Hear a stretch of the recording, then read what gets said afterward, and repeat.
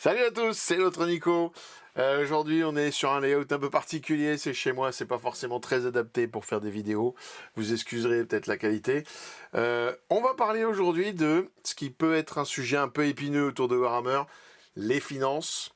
Pour quelqu'un qui voudrait démarrer une armée, par exemple pour Warhammer 40 000 en V11, ou quelqu'un qui démarre simplement le jeu, qui a jamais joué encore, et qui voudrait se lancer, on va voir armée par armée. Qu'est-ce qui est fun, qu'est-ce qui l'est peut-être moins, qu'est-ce qui est accessible, qu'est-ce qui l'est un peu moins. Et on va faire en sorte en fait de vous guider dans la démarche d'achat d'une armée par rapport à son gameplay, son côté hobby, le montage, ce qu'on peut faire en customisation, etc., etc. Alors à savoir un petit détail quand même, c'est que on n'a pas utilisé les prix des Battle Force ou les choses comme ça. Les prix que vous allez voir, c'est les prix à un instant T. Même si les tarifs Games évoluent, vous verrez que ça garde de sa pertinence. Parce que globalement, le rapport entre coût en point et prix change très peu, même avec l'inflation des boîtes de Games.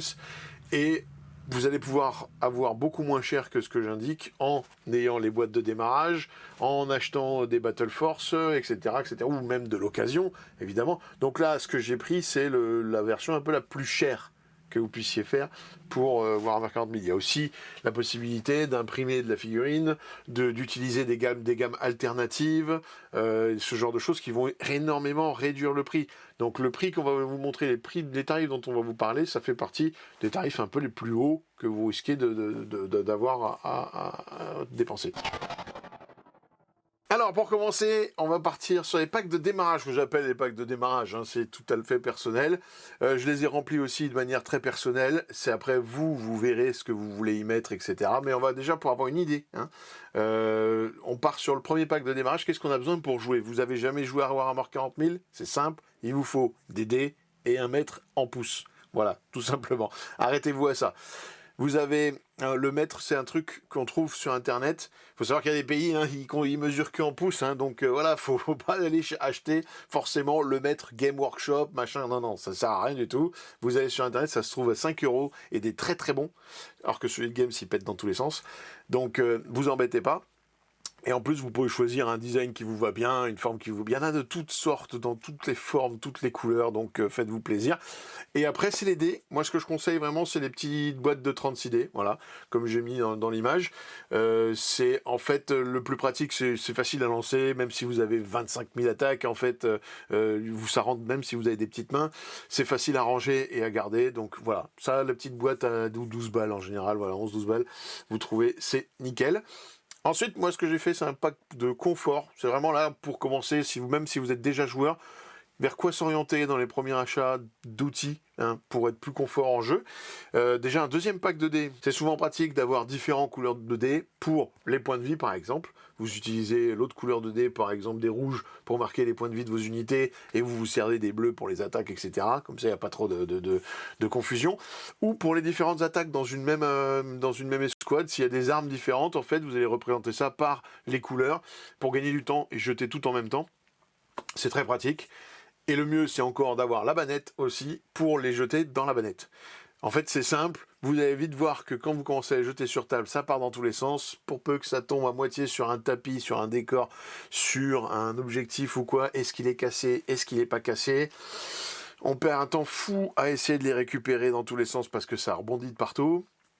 Donc autant les mettre dans une bannette pour que ce soit plus lisible. Et en plus, vous vous mettez d'accord avec l'adversaire. Tout ce qui sort de la bannette, par exemple, est cassé. Comme ça se passe que dans la bannette. Vous gagnez un temps fou sur une partie. Et pour pas grand-chose d'investissement. Ensuite, vous avez les réglettes. Alors, là, j'ai mis 6 et 9 pouces parce que c'est un peu le standard de la V10. Mais sur la V11, ça sera plus le cas. On risque d'avoir une complexification au niveau des distances qui sont importantes. Les réglettes, c'est pratique pour gagner du temps sur des mesures qu'on a l'habitude d'utiliser. 6 pouces, c'est la mesure de déplacement standard d'une infanterie. C'est pratique d'avoir la réglette de 6, comme ça vous posez à côté des figurines, tac, tac, tac, vous avancez rapidement. Vous gagnez du temps parce que le maître, en général, il vous demande d'avoir vos deux mains d'utiliser. Et vous ne pouvez pas forcément le poser vraiment à côté des figurines toujours parce que ça prend un peu plus de place. La réglette, ça se pose sur la table, on gagne du temps, on avance, ou c'est pour une frappe en profondeur. Et là, faites attention, qu'en V11, la frappe en profondeur va être à 8 pouces. Donc, il vaut mieux avoir une réglette de 8 pouces pour les frappes en profondeur. Et vous allez avoir également 9 pouces pour quand vous vous déployez en infiltration à 9 pouces de la ligne de déploiement adverse. Ça permet de vous poser la réglette et vous déposez. Ces petites réglettes sont très pratiques. Souvent, elles ont plusieurs côtés. Donc, un côté 6 pouces, un côté 2 pouces qui va vous permettre de faire la cohésion d'unité. Un autre, du coup, qui servira aussi à faire la zone d'engagement en V11. Donc, voilà, c'est les petites réglettes qui sont très pratiques. Moi, ce que j'ai mis, c'est 9 €. C'est ce qu'on trouve en moyenne sur les boutiques sur Internet. Par contre, à savoir que ça ne vaut rien du tout. C'est vraiment, il y a moins d'1 € de fil d'impression. Donc ça, vous avez un pote qui a fait de l'impression avec une imprimante filaire, avec un STL qui se trouve assez facilement sur Internet, vous lui demandez, il trouvera. Et ben vous faites imprimer ça, vous les imprimez à la taille qui vous convient le mieux, à la couleur qui vous convient le mieux, etc. Donc voilà, tout peut être customisé en fait dans ces packs de démarrage. Tout peut être customisé à sa façon pour se faire plaisir. Et il y a le troisième pack. Le troisième pack, c'est vraiment plus pour quand on veut faire du compétitif. C'est pour gagner en lisibilité sur table, pour qu'il n'y ait pas de confusion avec l'adversaire, que les choses soient carrées, parce qu'on ne veut pas de conflit sur Warhammer 40 000 entre les joueurs. On veut des conflits sur table entre les figurines, mais pas entre les joueurs. Donc ça aide beaucoup. Vous avez des réglettes de toutes les tailles. Ça va vous permettre, pour tout type de situation, de pouvoir être plus précis et plus rapide et gagner du temps. Des tokens pour indiquer quelle unité va être Battle Shock, quelle unité a une relance des As pour tout le round, etc. Ça permet de ne pas les oublier, de bien les marquer, etc. Des fois, sur des armées très complexes, on va mettre des tokens ou des petits jetons, des petits cubes, des petits pions, des machins, juste pour dire que l'unité n'a pas tiré. Et une fois qu'on l'a fait tirer, on enlève le petit pion, comme ça on voit très bien tout de suite qui a tiré, qui n'a pas tiré. Et quand on a une multitude comme ça de petites unités un peu complexes à suivre, ça permet de pas ni arnaquer l'adversaire, ni vous d'oublier des unités, ou d'en faire tirer 2 fois une seule, ou des choses comme ça. Et enfin, vous avez des petits compteurs de points de vie, indispensable si vous jouez des grosses figurines. Le fer de tête, non, jamais. On oublie toujours, on oublie des trucs, etc. Le faire avec des dés de 6, c'est pas forcément pratique. Votre truc, s'il a 30 points de vie, vous allez mettre 5 d 6 derrière pour que ça suive. C'est un peu compliqué. Donc, soit des petits compteurs de points de vie, où c'est clair, c'est marqué dessus, le nombre de points de vie, c'est posé à côté de la figurine, pas de débat, c'est là, vous y touchez plus, vous savez combien ça a de points de vie. Soit des dés de 20, des dés de 100, des dés de 8, des dés de 12. Pour les rôlistes, vous trouvez ça facilement, et en fonction de l'unité de la figurine que vous avez, ça peut suffire. Un dé de 12, par exemple un Rhino, ça a 12 PV, un dé de 12, vous l'avez pour ses points de vie. Donc voilà. Tout ça, c'est des prix que j'ai mis qui sont un peu moyens de ce qu'on trouve sur Internet. Les plus débrouillards, vous trouverez facile à faire beaucoup moins cher, bien sûr. Et inversement, c'est-à-dire que si vous avez vraiment envie d'avoir quelque chose d'un peu plus de luxe, des réglettes métalliques gravées, etc., c'est possible aussi. Sauf que si vous commencez Warhammer 40 000, ne le faites pas. Ne le faites pas, contentez-vous du premier pack, ça suffit largement. Le jeu est très cher, vous allez voir. Et en fait, vaut mieux garder votre budget pour le reste que pour ça. Ce jeu se joue très bien juste avec le premier pack. Des dés et 1 mètre, ça suffit. Voilà. Du coup, la suite, évidemment, peinture, montage déjà, c'est important. C'est un pack qui fait quand même presque une centaine d'euros. Moi, ce que j'ai mis dedans, pour quelqu'un qui connaît déjà la peinture de figurines, qui est déjà peintre, machin, etc., vous n'avez pas besoin de moi. Moi, je suis nul en peinture, que les choses soient bien claires. Je me démerde comme si c'était de la peinture au numéro. Voilà, c'est ça ma technique. Mais globalement, vous avez décidé du schéma de couleur de votre armée, et une dizaine de pots doit suffire pour faire votre armée. Entre les pots plus même l'ombre et peut-être les couleurs spéciales pour l'éclaircissement que vous allez utiliser, tout ça. Donc ça fait entre 35 et 40 euros. Ensuite, vous avez les pinceaux. Un tout fin, donc double 0 ou 0 pour faire les détails, parce qu'on est sur des figurines et les figurines elles sont toutes petites. Un pinceau un peu plus standard, parce que des fois il y a des grosses surfaces et qu'avec un pinceau fin vous n'avez pas fini, ça peut durer des plombes. Donc quand même un truc un peu plus épais. Et une brosse pour les éclaircissements, la technique de brossage à sec. Un jour, si vous voulez ma technique de nul, je vous expliquerai. En attendant, voilà, c'est à peu près ça qu'il vous faut. Alors, ce que je vous déconseille fortement, si vous connaissez rien à la peinture, que vous n'avez jamais fait, prenez des pinceaux synthétiques, hein. Ne prenez pas les pinceaux de Games parce qu'ils sont chers. C'est des pinceaux en poil de martre ou je sais pas quoi. Déjà, laissez-les tranquilles, ces pauvres bêtes. Et surtout, vous n'avez pas besoin. Le truc, vous l'utilisez une fois, les poils ils se disent merde. Non, c'est une catastrophe. Quand vous y connaissez rien, comme moi, hein, je parle, hein, pour quelqu'un qui est pas, dont c'est pas le métier. Voilà, c'est pas les pinceaux qu'il faut prendre. Il faut prendre des pinceaux synthétiques. Le mieux, c'est d'aller à Cultura ou des trucs comme ça. À Cultura, vous trouvez toutes sortes de pinceaux. Et à genre 1 euro le pinceau. Là, j'ai mis 9 à 10 euros parce que c'est le prix des pinceaux un peu de Games ou des choses comme ça. Mais à Cultura, pour les 3 pinceaux que je vous ai cités, vous en avez pour 3 euros, hein, ou 4, quoi. Et ça suffit largement quand on débute. Il n'y a pas besoin d'avoir le pinceau avec des poils de yak des montagnes ou j'en sais rien. Inutile, franchement. Faites ça comme ça. Et derrière, ce qui est super important, par contre, moi, ce que je vous conseille énormément, c'est la pince. Parce que la pince, sans ça, c'est une galère intersidérale de tout dégrapper. Bon, si vous êtes un peu maniaque, il y a la petite lime aussi, hein, pour enlever des petites bavures, etc. Moi, je le suis pas, voilà, donc je le fais pas, ça, je vous le dis direct. Moi, je suis un feignant, hein, faut que ça aille vite. Donc voilà. Et sinon, derrière, vous avez la colle.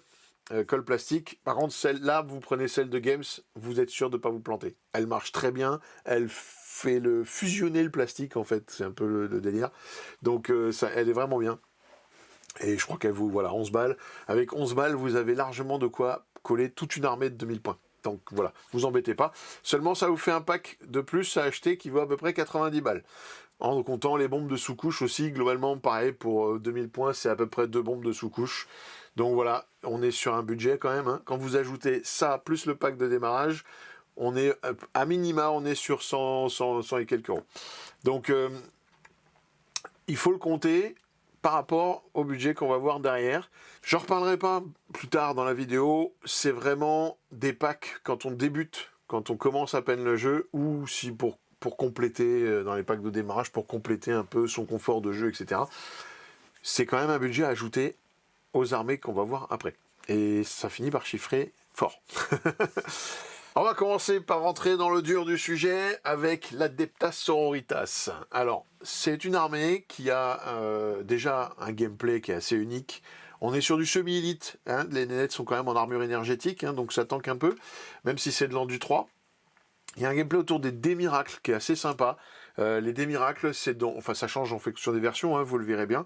Mais c'est des dés qu'on va avoir à lancer à certains moments de la partie, qu'on va garder sur de côté et qu'on va pouvoir remplacer après dans nos jets de dés par ces dé-miracles. Alors, des fois, il y a des 1, des 2, des 3, des 4, machin. Bon, à côté, c'est pas forcément les plus utiles. Mais des fois, vous avez des 6, par exemple, et toute votre armée quasiment a une invulnérable 6. Ça veut dire que, au lieu de lancer une sauvegarde sur un canon laser qui risque de vous tuer votre véhicule, hop, vous sortez votre petit 6 que vous aviez de côté. Ce type de gameplay est très sympa. En plus, dans les nénettes, il y a quand même du tir, du CAC, des véhicules, pour le moment même des nénettes avec des réacteurs dorsaux. Donc on a déjà une gamme qui est pas mal différente. On a des marcheurs avec les machines de pénitence, avec la nouvelle Dogmata là, qui est sortie sur son trône. On a vraiment une gamme magnifique. Magnifique. Elle a été refaite il n'y a pas très longtemps. C'est un bon compromis entre la population et l'élite. Parce qu'on a du monde sur table, on a de la diversité sur table, on a des bannières, on a des chérubins qui volent. Vraiment, on a une cinématique sur table qui est incroyable. Ça a toujours marché, plus ou moins, pendant la V10 en tout cas. Il y a eu une période où ça avait été un peu trop nerf, donc on l'a moins vu. Mais ça peut être vraiment votre codex de cœur, parce que il est ultra polyvalent, on peut faire de tout avec. On peut faire du CAC très agressif, on peut faire du tir, on peut faire du contrôle de map, on peut faire de la horde un petit peu, on peut faire ce genre de choses. Donc on a vraiment plein de types de gameplay. Et donc avec des persos nommés très charismatiques, vous avez Sainte Célestine qui est une sorte d'ange, quoi, qui revient sur table, etc. On a le triomphe de Sainte Catherine qui est un énorme socle avec une sorte de cadavre qui trimballe partout, et puis des élites de ce retour. Enfin, voilà, il y a vraiment une cinématique, la gamme est incroyable, et on va voir du coup qu'est-ce qu'elle coûte, combien ça coûte, et est-ce que c'est accessible ou pas. Alors, déjà pour avoir une idée comparative entre les factions, moi à chaque fois ce que j'ai fait, c'est que j'ai pris à peu près, je dis bien à peu près, toutes les entrées que vous trouvez sur la boutique de Games, et si on achetait tout, combien ça nous coûte et combien ça coûte en points d'armée.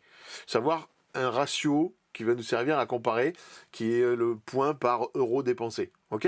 C'est-à-dire que si une armée, je dis une bêtise, mais vous dépensez 1 euro, vous avez 4 points, bon ben statistiquement à peu près, si vous dépensez 500 euros, vous avez 2000 points.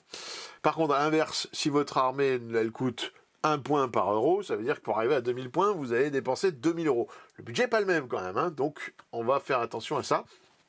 Et on va voir ce que donnent toutes les armées. Donc j'ai mis un indice de budgétaire à chaque fois pour donner une idée aussi comparativement. C'est-à-dire si vous revenez sur la vidéo pour regarder que les sœurs de bataille, vous allez voir qu'elle n'est pas forcément très accessible. Là, typiquement, quand vous achetez toute la gamme, à peu près, je dis bien à peu près, par exemple, il manque 2-3 trucs, vous arrivez à peu près à 1250 euros pour 2600, presque 2700 points. Donc, c'est pas la plus chère d'armée, mais quand même, ça veut dire qu'on est à peu près à 2 points par euro. Et donc, ça veut dire que pour sortir une armée de 2000 points, ça va quand même nous coûter un petit millier d'euros, vu comme ça. Alors, c'est jamais très très très fiable non plus, hein. On est vraiment sur un indice pour se donner une ordre d'idée, parce qu'on va voir après que c'est pas forcément ça. Ensuite, sur cette page, ce que j'ai fait, c'est de mettre des armées à 2000 points qu'on a vues à peu près hein, pendant la V10, savoir combien elles coûtent réellement. Donc là, par exemple, toujours avec les prix Games Workshop, hein, la première, c'est toujours classico-classique. De toute façon, les listes qu'on a vues, elles ont toujours été un petit peu les mêmes dans la version. Il y a des petites variantes, en fait, qui se font. Et c'est aussi ça qui fait que derrière, j'ai un indice de rejouabilité. C'est-à-dire que, qu'est-ce que je représente dans cette page ? C'est combien va me coûter une armée 2000 points compétitive qu'on a vu jouer récemment. C'est-à-dire que si vous prenez une des listes déjà, c'est jouable. Hein, même si c'est peut-être plus compétitif, ça ne répondra plus à une méta ou quelque chose comme ça. Vous savez que si vous prenez une de ces 2 listes d'achat et que vous partez là-dessus, vous avez quelque chose qui est tout à fait jouable sur table. Mais c'est du compétitif, donc des fois il y a des redondances, vous n'avez pas forcément beaucoup de diversité, vous avez... Voilà. Donc, mais c'est des listes qui ont tourné, qui ont marché, et qui permettent de jouer sur table. Et l'indice de rejouabilité, en fait, va représenter quelle quantité de figurines vous allez devoir racheter pour changer de type de jeu. Là, sur la V10, les sœurs, on a toujours eu un noyau de liste un peu commun tout le temps, qui fait que ce noyau-là, Morvenval avec des paragons, comment ça s'appelle, des rétributors, des immolators, peut-être des castigators, des choses comme ça. Ça, vous savez que quand vous les avez, vous risquez de les utiliser un peu dans toutes les listes. Donc c'est ça que j'appelle l'indice de rejouabilité. Et de ce côté-là, même si l'armée est quand même assez chère, on a facile à la faire évoluer petit à petit à coup d'1 ou 2 unités, juste pour changer un petit peu son gameplay. Donc c'est agréable.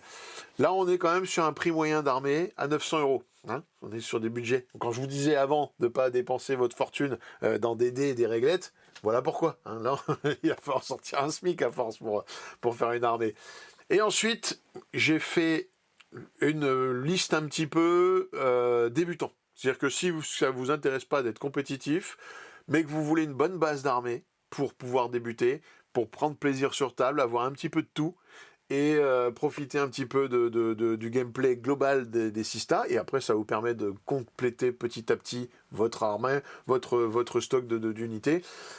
Voilà, ça c'est une liste que vous pouvez jouer tout à fait, vous aurez un peu de tout, vous aurez donc différents personnages dont Morvenval qui est quand même assez iconique, hein, c'est la patronne hein, des Sistas, vous aurez des petites sœurs de bataille normales, simples, les Battle Sister Squad, c'est la sœur de bataille classique. Les Novitiates qui sont les débutantes, celles qui arrivent à peine, donc elles sont assez cool aussi en plus, elles ont vraiment de belles figurines. Des Repentia qui sont celles qui sont à moitié nues et qui se battent pour se repentir et qui se jettent dans le corps à corps. Les Rétributeurs qui sont les armes lourdes, donc ça vous permet d'avoir un petit peu de pets. Et les Séraphines qui sont des sœurs qui volent de l'attaque rapide, quoi, hein, avec des pistolets, des choses comme ça. Derrière, vous avez les Paragons qui sont les Gundon ou les Dungun, comme disait Nico. C'est celles qui sont en robot qui vont accompagner Morvenval, qui va vous donner un pack actuellement très très létal. C'est ce qui va vous permettre de tuer les grosses figurines adverses ou les choses comme ça. Donc vous avez de quoi répondre quand même sur table, tout en vous faisant plaisir à avoir plein de figurines différentes.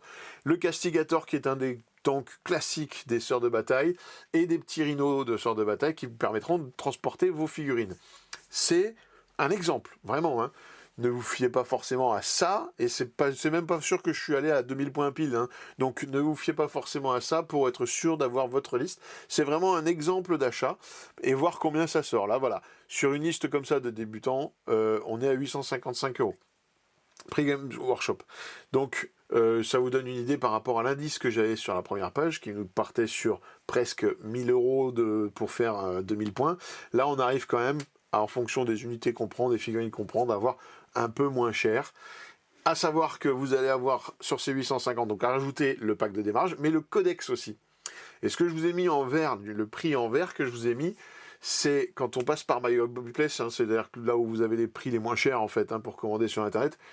C'est pas pour vous forcer à aller sur My Hobby Place, c'est vraiment parce que bon, simple, ils appliquent les prix les plus bas, donc voilà, vous êtes tranquille. Et codex en plus, c'est-à-dire que la différence entre les deux prix, déjà, c'est la remise qu'ils vous font. En plus, par contre, j'ai mis le codex. C'est-à-dire que dans le prix vert, il y a le codex, dans le prix rouge, il n'y est pas, hein.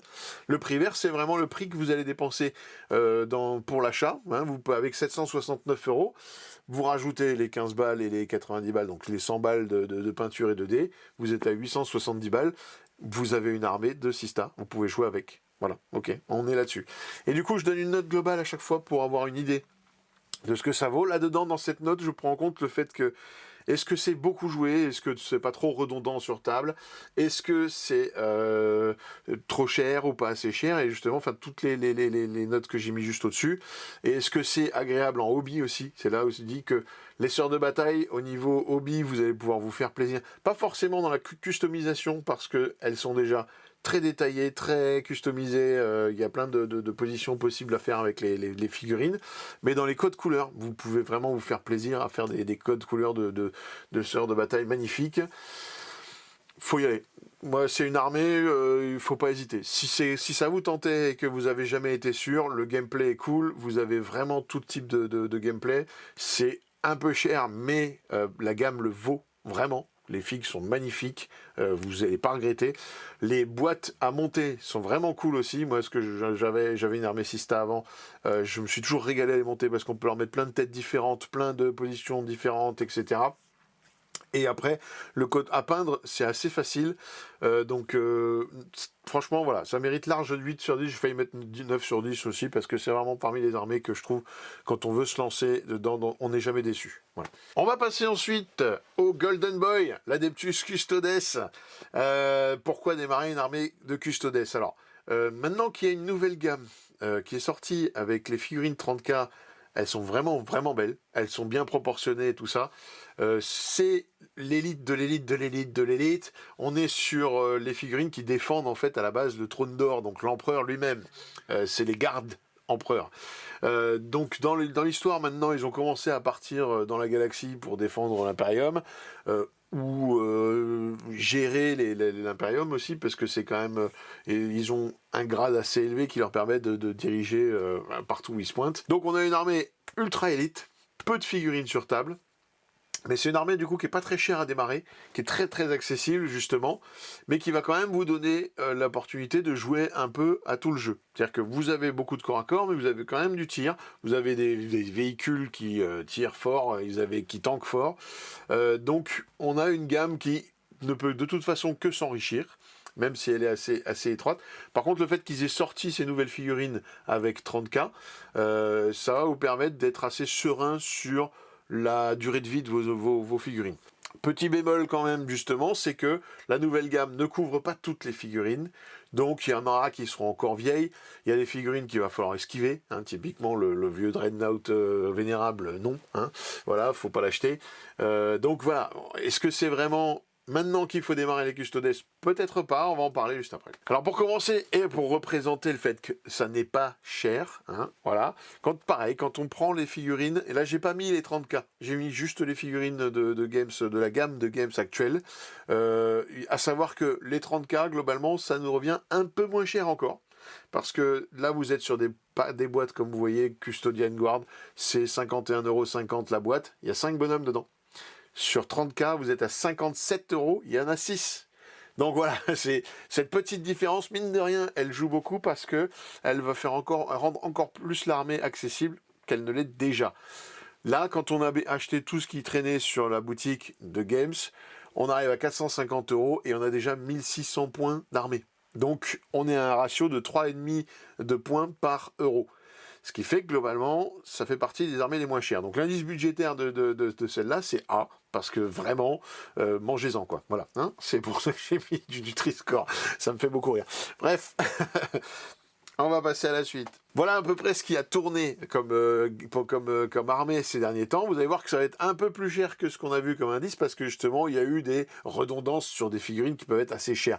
Là, la première liste, c'est la liste avec le triple Land Raider qu'on a vu partout. Donc beaucoup de gardes. Des inquisiteurs aussi qui viennent en alliés, qui sont très sympas à avoir sur table, et des Sœurs du Silence. Les Sœurs du Silence que je n'avais pas intégrées juste avant, parce qu'elles auraient flingué l'indice d'achat, c'est-à-dire qu'elles sont assez chères pour ce qu'elles coûtent en points. Globalement, je crois que c'est 40 € la boîte, ou 50, même 50 € la boîte, pardon, pour les Sista, sachant que derrière, ça vaut 50 points. Donc 1 € le point en Sista, en Sœurs du Silence. Donc voilà, je les ai pas mis dans le compte d'avant pour cette raison-là. Vous pouvez vous en passer en fait quand vous jouez Custodes au début. Vous pouvez ne jouer que des gardes Custodes et après rajouter un petit pack de Sœurs du Silence ou deux pour avoir quelque chose d'un peu plus polyvalent. La deuxième liste, c'est une liste qu'on a vue beaucoup avec des tanks, avec beaucoup d'infanterie, des Alarus, avec Trajan, etc. Ça, c'est la liste classique qu'on a vue aussi un peu avant. Et on voit qu'on revient sur des prix qui sont moins chers, parce qu'on ne spamme pas 3 Land Raiders comme des fous. C'est qu'on est aux alentours de 650 balles. Le prix moyen de l'armée, du coup, c'est 700 €. La rejouabilité, on est sur un B parce que vous êtes les gardes de Custodes, vous allez jouer dans toutes les listes. Les personnages, c'est un peu pareil. Donc globalement, il n'y a pas tant d'entrées que ça dans l'armée. Donc on rejoue vite un peu les mêmes choses. C'est une armée qui se customise vraiment bien. C'est pareil, on peut la transformer. J'ai un ami qui en a fait des Custorks que vous avez vu sur la chaîne aussi. Donc c'est très drôle. Vous pouvez faire un peu ce que vous voulez. Sur les codes couleurs, faut pas s'arrêter forcément à tout en doré. Il y en a qui se font très bien en noir, en blanc, enfin de toutes les couleurs que vous voulez. Faut pas hésiter. Faites-vous plaisir. Et donc, à peu près 700 € pour une liste compétitive. On est dans ce qui se fait presque le moins cher. Et même derrière, si vous voulez changer un peu de liste, un peu de gameplay, vous n'avez pas grand-chose à acheter pour que ça puisse évoluer. On arrive sur la liste que moi je vous conseille d'acheter pour débuter vraiment. Enfin, c'est toujours un exemple. Faut pas oublier que les coûts en points évoluent sans arrêt. Donc à cet instant T, ça fait à peu près 2000 points. Il est possible que quand vous regardez la vidéo, ça ne fasse plus 2000 points, mais ça va vous donner une ordre d'idée. On est sur une liste assez classique. Il y a 2 Blades champions, ça vous permet d'avoir des unités qui vont courir et charger sur 2 flancs. Sur Trajan Valoris, parce que c'est quand même le papa. Vous avez deux packs de gardes qui sont la base, des Warden qui sont un peu au-dessus, c'est des gardes qui vont être un peu plus élites. Des Alarus qui sont les gros Terminators qu'on va pouvoir même jouer par tout seul, quoi, donc et les envoyer dans tous les sens. Les Virtus Praetor qui sont des motos qui n'ont pas été très jouables, mais si on commence les Custodes, ça vaut le coup d'en avoir. La figurine est très sympa, c'est assez gros et c'est agréable à jouer en amical, donc ça marche quoi, il n'y a pas de gros problèmes là-dessus. Et quand même prendre des petites Sœurs du Silence. Alors j'ai mis 2 boîtes de Prosécuteurs, mais avec vous pouvez faire différentes nénettes dessus, il suffit de changer les armes. Donc à vous de voir. Mais là voilà, on est à 500 €. 500 €, une armée complète. Et vous rajoutez le codex et vous les achetez sur Buy Hobby Place, vous êtes à 450 balles. C'est ce que vous pourrez faire de moins cher. Globalement, pour commencer Warhammer 40 000, ça marche pas mal. Mais c'est pas forcément le plus facile. Sur table, vous jouez de l'élite, ça ne tolère pas des erreurs de placement, ça ne tolère pas des erreurs de choix d'échange avec l'adversaire, ce qu'on appelle le trade, c'est-à-dire si vous attaquez une unité à 50 points au milieu de la pampa, l'adversaire est super content, il perd son unité à 50 points, mais vous avez un pack de garde à 200 points en plein milieu qui va mourir aussi vite. Donc voilà, c'est pas forcément le plus facile à jouer. Donc il y a cette note à 9 sur 10 qui fait que si vraiment vous savez jouer à Warhammer, que vous vous faites plaisir, c'est une armée en plus que vous achetez, mais tous les jours, ça va vous faire un gameplay complètement différent de ce que vous avez, ça va vous faire un petit peu travailler justement ce positionnement, tout ça.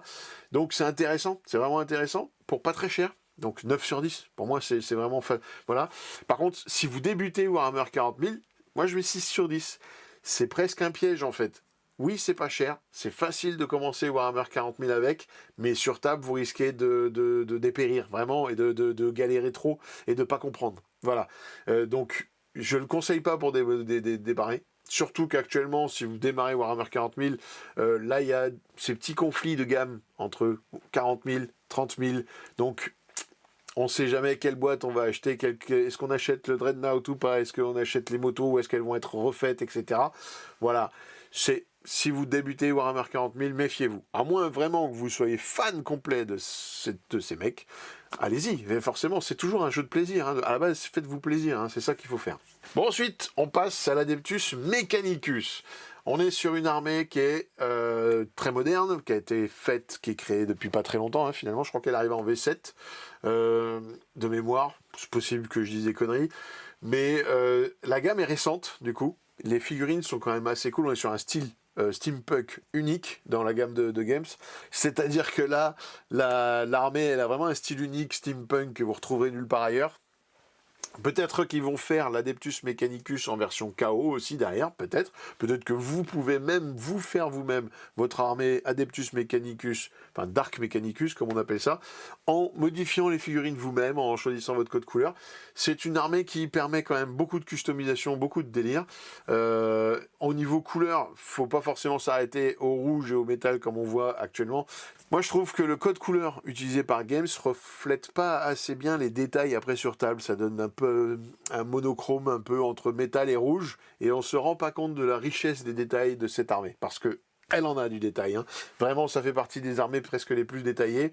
Donc, quand on commence à mettre des bons contrastes ou des belles couleurs sur différents détails, ça ressort tout de suite sur table. C'est vraiment magnifique. Moi, dans les armées que j'ai vues sur table dans les compétitions faites par des grands peintres, l'Adeptus Mechanicus, ça envoie du lourd. Une fois que c'est vraiment bien peint, etc., ouais, sur table, c'est impressionnant. Vous avez une armée qui fait à la fois du tir, du CAC, qui joue au jeu, quoi, hein, qui a des tanks, etc. Ça vous demande énormément de réflexion tactique sur table. Ça reflète bien le côté un peu robotique, procédural, etc. Ce qu'on avait fait sur la vidéo quand on avait parlé du codex. C'est bien reflété dans le jeu. C'est-à-dire que vous avez toujours une réflexion à faire sur quelle doctrine, quel protocole utiliser pour buffer. Ça fait des combos qui vont finir par être très très forts et quand vous alignez les planètes, ça détruit tout. Et vous avez des belles pièces centrales avec Cole, avec Tulia qui vient d'arriver, avec les différents véhicules. Donc on a une armée avec toutes sortes de formes. Surtout que historiquement, ils avaient aussi des Imperial Knights avec, hein, donc des ICA, c'est-à-dire les grands robots.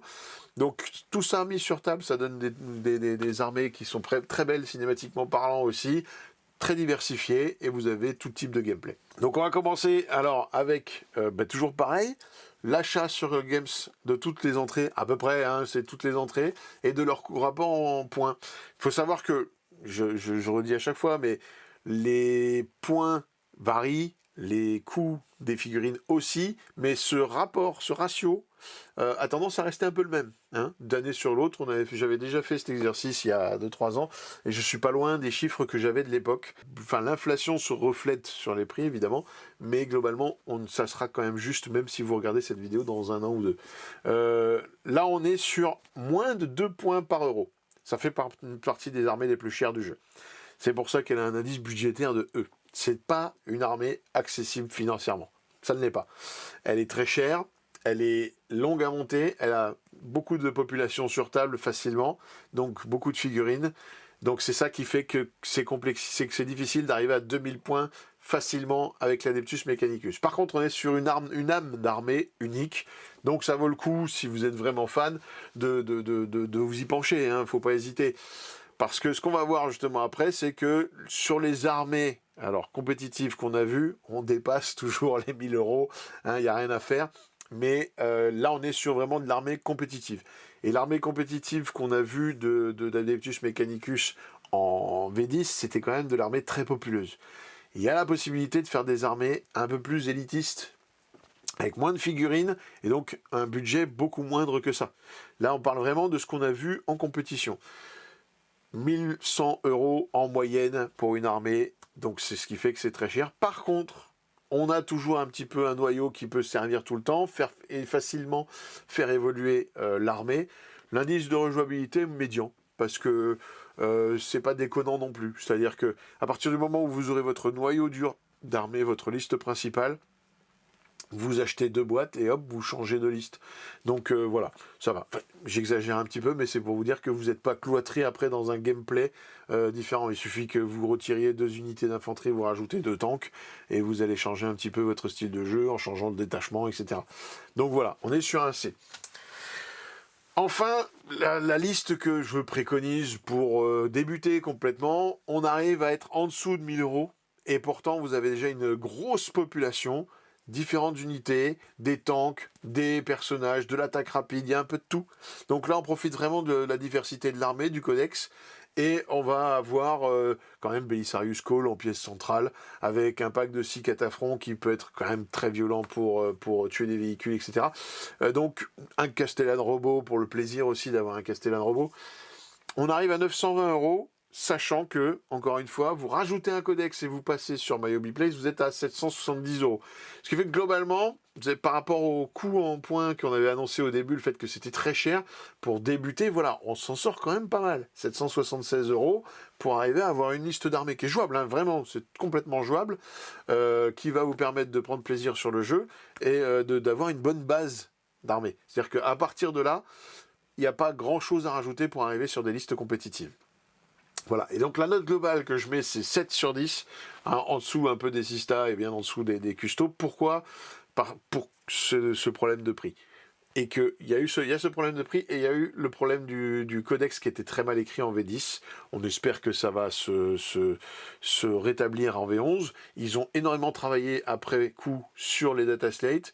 On a fait une vidéo du coup sur le codex, vous pouvez aller la voir si c'est une faction qui vous branche et qui vous intéresse, parce qu'elle est toujours valable dans son contexte et dans sa façon de jouer l'admec.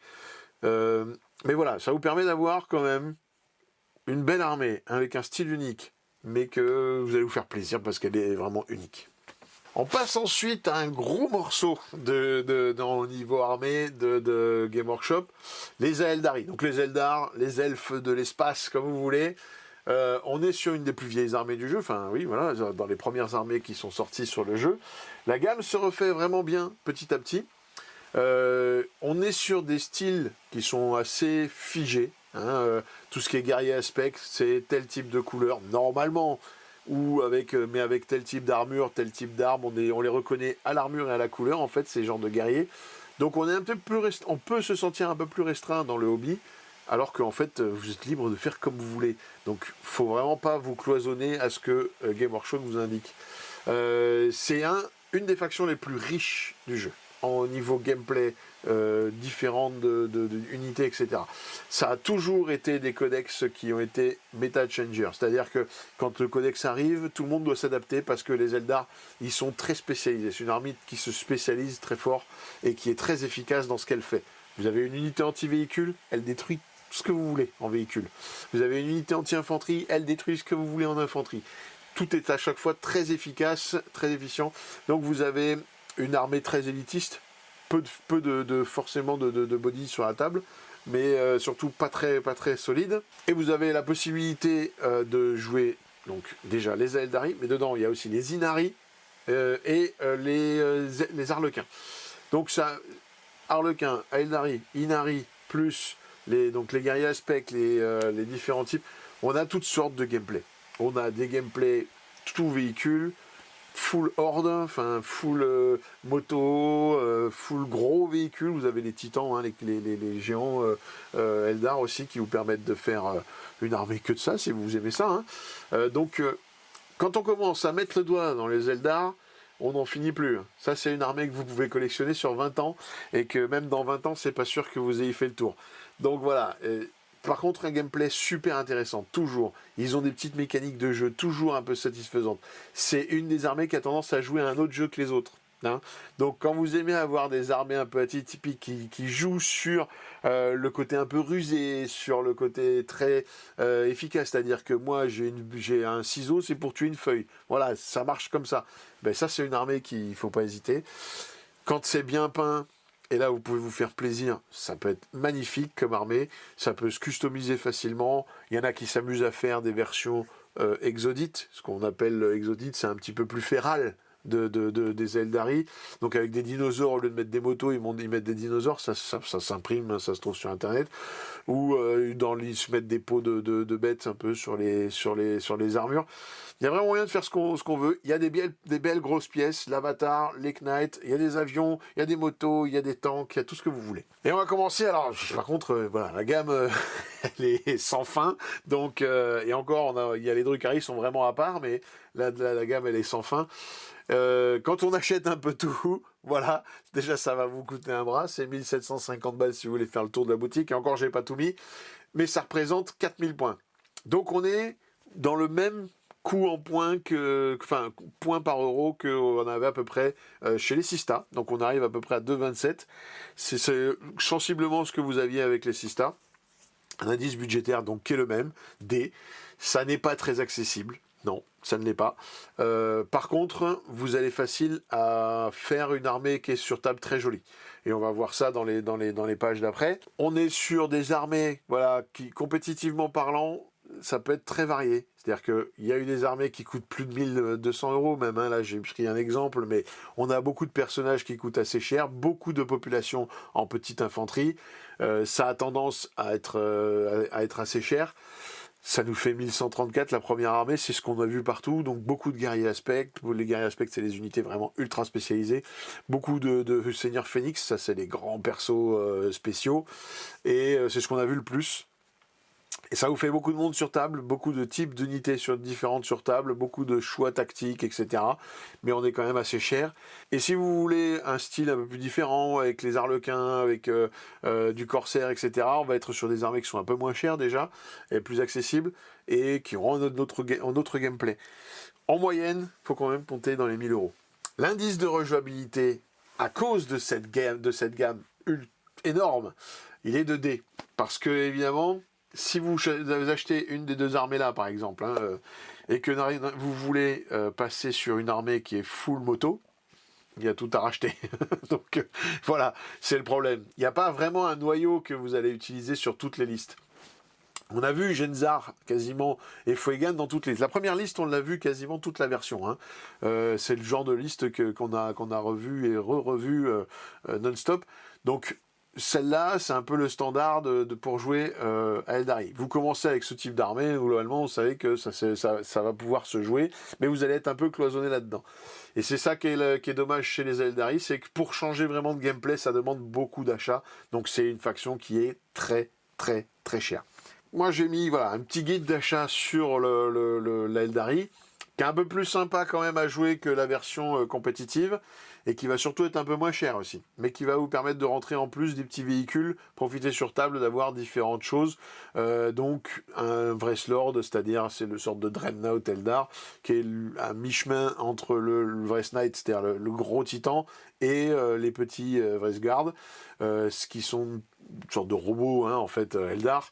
Des guerriers aspect quand même de un peu tous les types pour se faire plaisir sur table, du gardien de base, qui est de l'Eldar de base, et des personnages qu'on a tendance à vouloir jouer, qu'on retrouve. Genzar, parce qu'actuellement, la figurine est ouf, et qu'elle est vraiment très forte sur table, mais qu'en plus, c'est vraiment un régal à jouer. Voilà, donc c'est ce genre de choses. Cette liste, elle vous permet d'avoir quelque chose comme ça, de jouable, de vous faire plaisir, d'utiliser tous les tricks du codex, de jouer différents détachements dans le codex même, mais ça va vous sortir une armée qui va être à 931 € au prix Games.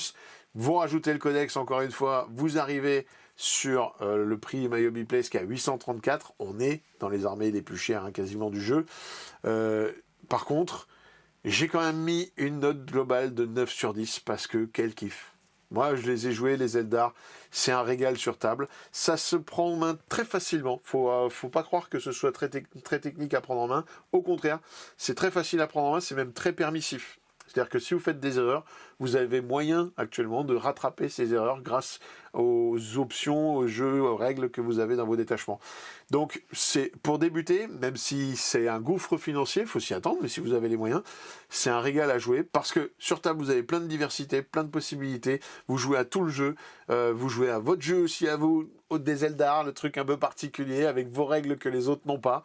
Donc non, ça reste un régal de fou les Eldar. Si c'est un design, si c'est une armée qui vous plaît, faut foncer parce que vraiment, on n'est jamais déçu.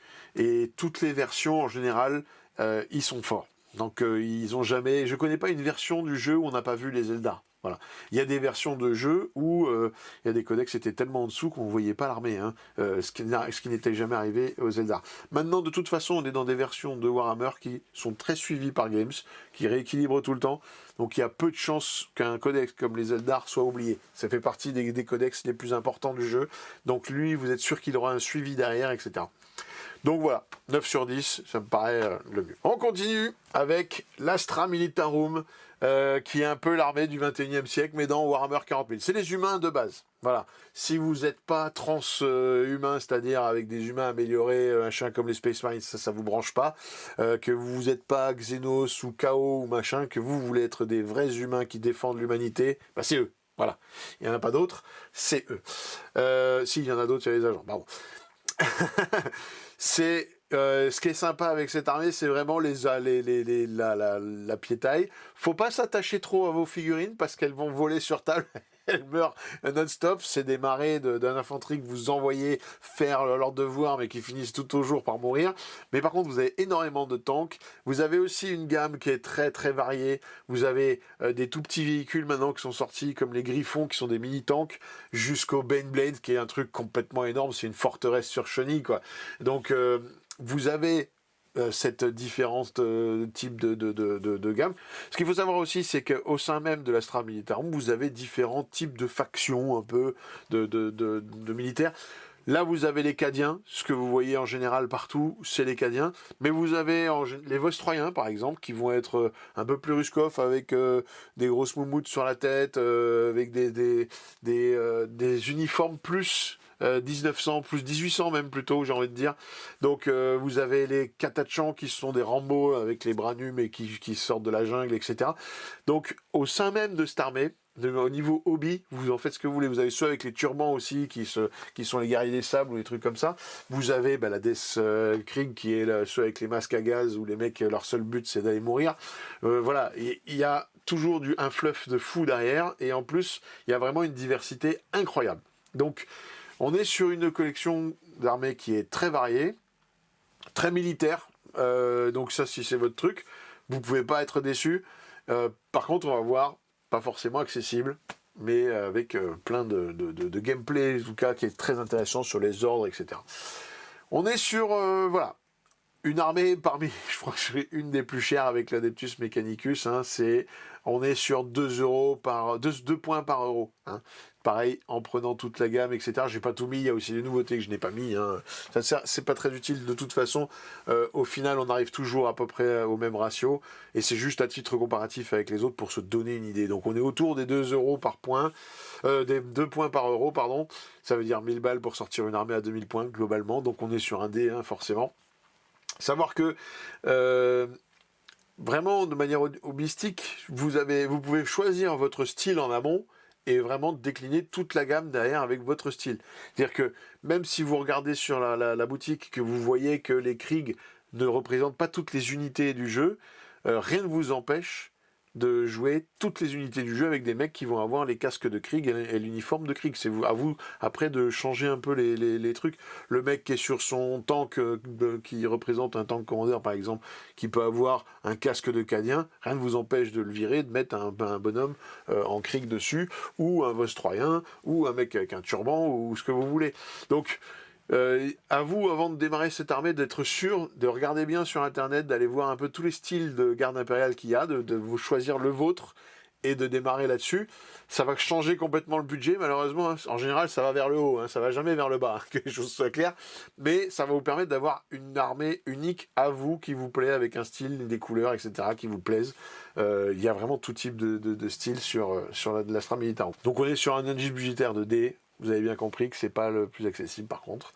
Là voilà, on va être sur parmi les armées les plus chères du jeu.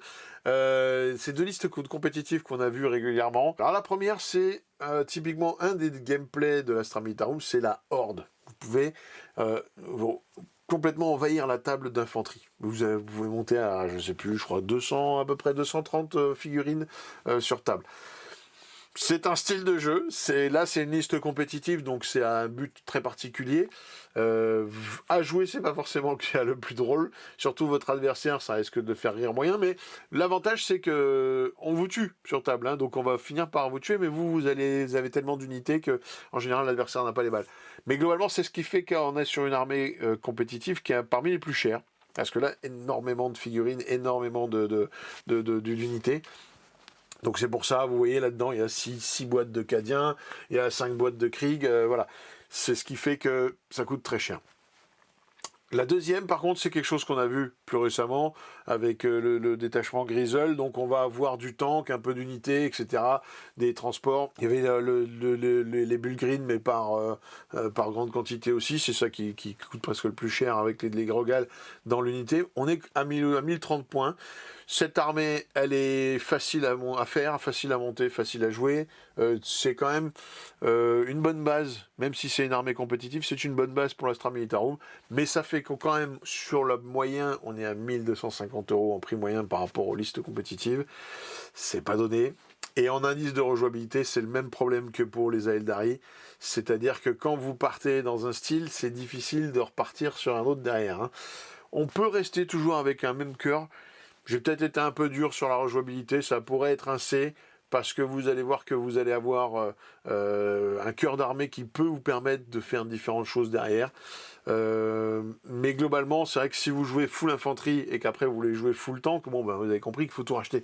Donc voilà, c'est ça un peu le défaut. Enfin, le défaut, et c'est aussi un reflet du fait que la gamme est énorme et il y a plein de possibilités derrière. Hein. Donc voilà, faut pas non plus trop s'inquiéter.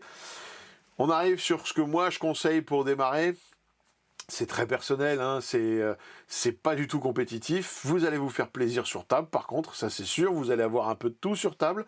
J'ai pas mis les nouvelles unités parce que pour le moment, on n'avait pas trop de visibilité sur leur prix et sur vraiment l'utilité. Mais c'est vrai qu'on peut très bien intégrer les griffons dedans. Ça marche très bien. Le nouveau commissaire Grave, on peut le mettre dedans aussi. Ça marchera très bien aussi.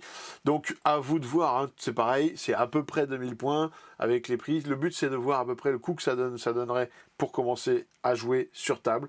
On est quand même en dessous de 1000. Mais c'est quand même 930 €, donc c'est parmi les plus chers, hein, vous avez bien vu. En rajoutant le codex toujours et en passant par My Hobby Place, vous arrivez à 832 €. La note globale, c'est 7, et c'est le même problème que, j'ai envie de dire, que pour les custos. À démarrer comme armée, c'est pas forcément la plus facile. Parce que faut avoir un esprit tactique assez pragmatique, j'ai envie de dire, qui fait que vous n'hésitez pas à perdre vos unités. Faut pas s'attacher à une unité parce que vous dire ah ben là le tank je veux pas l'exploser, je voudrais pas qu'il meure et tout ça. Non, ça marche pas comme ça. L'Astra, il faut que ça meure, il faut que ça soit sacrifié quand ça a besoin d'être sacrifié. Donc c'est pas forcément le plus facile hein, pour commencer. Ça coûte très très cher, c'est ça aussi qui fait baisser la note. Par contre, j'insiste sur le fait qu'au niveau hobby, au niveau customisation, au niveau plaisir personnel et tout ça, voilà. Si le style armée militaire de Warhammer 40 000 vous plaît, d'avoir des humains qui défendent l'humanité, foncez. C'est un truc, c'est génial. Et moi, dans ma carrière de joueur, de ce que j'ai vu de fans, il y a vraiment des armées incroyables d'Astra avec des identités propres. C'est rare de voir 2 fois la même liste, la même armée Astra, à part l'armée Cadienne qui peut peut-être être la plus représentée. Sinon, c'est très rare de voir 2 fois la même armée chez les Astra. Ensuite, donc, les Black Templars. Premier chapitre Space Marine. Alors j'ai pris dans l'ordre alphabétique, hein, c'est pour ça qu'on commence par les Black Templars, les Space Marines arriveront bien plus tard, mais globalement on va avoir une redondance dans tous les chapitres Space Marine, hein, vous vous doutez bien. Là on est sur les plus croyants, les plus zélés, pas ailés avec des ailes, non, hein, les plus zélés, donc les mecs les plus vénères, quoi, hein, des Space Marines. C'est un peu le même état d'esprit que les sœurs de bataille, hein, c'est-à-dire que très anti-chaos, très anti-déviance, très anti-mutation, etc. Même normalement dans le lore, par exemple, les Black Templars ne peuvent pas jouer de magie. Hein, ils sont anti-magiciens, ils les brûlent, les magiciens. Voilà, ça leur plaît pas, ils les dégagent. Donc c'est une armée qui est vraiment un beau look sur table. Alors en général, moi je suis pas trop fan des armées noires, hein, que les choses soient claires, mais c'est personnel, hein, parce que sur table ça a tendance à pas trop ressortir. Mais en même temps, c'est pas entièrement noir, quoi. Il y a du rouge, il y a du blanc, il y a même dans les anciennes versions du code couleur de Black Templar, ils avaient des armes jaunes. Je trouvais que c'était encore plus joli même d'ailleurs. Donc c'est chacun un peu sa façon de faire, mais j'ai vu aussi des gens qui faisaient pas un noir très profond, des fois un noir un peu plus bleuté pour l'armure. En tout cas, rien ne vous empêche, quand vous faites de toute façon un chapitre Space Marine, de mettre vos couleurs, et après vous décidez que vous jouez tel ou tel chapitre. Hein, peu importe, ça marche, vous pouvez. Si vous êtes débutant et que vous ne connaissez rien au Space Marine, et que vous avez commencé à peindre de l'Ultramarine, par exemple, parce que vous avez fait Scadi Games, si vous achetez les figurines Black Templar, que vous les peignez en bleu, ça marche, hein, vous pouvez, hein, le faire. Hein. Il y en a plein qui font ça. Ça vous permet après derrière de vous dire, bah tiens, aujourd'hui j'ai envie de jouer Blood Angel, donc vous avez les unités Space Marine de base qui sont utilisées dans tous les chapitres, plus les unités spéciales Blood Angel, avec vos couleurs, et dans les mêmes tons de couleurs, si vous voulez, vous avez vos unités Space Wolf, vos unités Black Templar, etc. C'est un peu l'avantage des Space Marines, c'est de pouvoir jouer un peu tout type d'armée, avec tout type de mentalité, de gameplay, voilà. Eux, ils sont très orientés corps à corps, hein. Le tir, c'est moins leur truc, même s'ils ont quand même des choses, hein, comme tous les Space Marines. L'armée Space Marine, en général, c'est une armée très polyvalente. C'est la base du jeu. C'est-à-dire ils sont bons en tout. Voilà. Après, en unité vraiment spéciale, Black Templar, il n'y en a pas tant que ça, on va le voir. Donc, ça vraiment surtout les Space Marines. Ce qu'il faut savoir, c'est que c'est les seuls à pouvoir vraiment faire des grosses escouades. Vous allez avoir un mélange de Space Marine et de Scouts, qui sont normalement les néophytes un peu des Space Marines. Et ça vous fait des gros packs de 20. Donc, on est sur le Space Marine qui peut jouer de la Horde. Et c'est un gameplay un peu particulier à eux. Ils aiment beaucoup aller au corps à corps. Ils aiment beaucoup les transports, etc. Donc, on commence avec le peu, hein, d'unités qu'il y a. Vous voyez, vous avez 3 personnages vraiment spéciaux. Dedans, il y a encore, j'exagère, il n'y a pas que 3, il y a aussi les nouveaux. J'ai pas tout mis, c'est vrai que j'ai pas tout mis. Mais globalement, ça va vous faire la base de ce que vous achetez, qui veut pas dire grand-chose par rapport au Space Marine global, mais en fait, ce qui est redondant chez le Space Marine, c'est que c'est pas si cher. Hein. Là, on va être sur une armée qui est pareil, médiane dans l'accessibilité. On est sur un C en indice budgétaire, c'est pas pour rien. C'est la base de l'armée Games. C'est l'armée la plus suivie du jeu, tout ce qui est Space Marine, etc. C'est ce qui est le plus suivi, même ça en est presque indécent à tel point c'est suivi. Et là, voilà, vous êtes sur un indice qui est à 2,44. C'est un peu l'indice qu'on va retrouver souvent chez Space Marine. Il y en a qui sont un petit peu moins chers parce qu'ils ont des personnages qui coûtent pas cher, mais qui coûtent très cher en points. Donc ça fait varier ce petit indice. Mais globalement, vous savez que vous êtes sur un truc un peu médian. Je répète que dans cette vidéo, jamais je prends en compte les boîtes de Battle Force ou les boîtes de commencement ou les combats de patrol. Jamais je l'utilise. Ce qu'il faut savoir, c'est que le Space Marine, rien qu'avec les boîtes de départ, les Battle Force, etc., vous pouvez vite presque diviser par 2 le budget que vous mettez dans l'armée pour commencer une armée. Hein. Voilà, c'est ça qui est important avec le Space Marine, c'est que c'est vraiment pas difficile d'accès et on peut vite s'amuser dans tout type de gameplay. Là, pour donner une idée, en Black Templar, hein, là la première liste compétitive, c'est un peu celle qu'on a vu le plus en fait, hein, c'est avec les hordes de Primaris Crusader, hein, voilà. Donc Père Castor le jouait à peu près, c'est à peu près ce qu'il jouait, c'est à peu près ce que vous trouviez à l'époque. On est autour de 790 €, l'autre c'est un peu pareil, il y a juste plus de transport, mais globalement vous voyez que ça garde à peu près le même prix.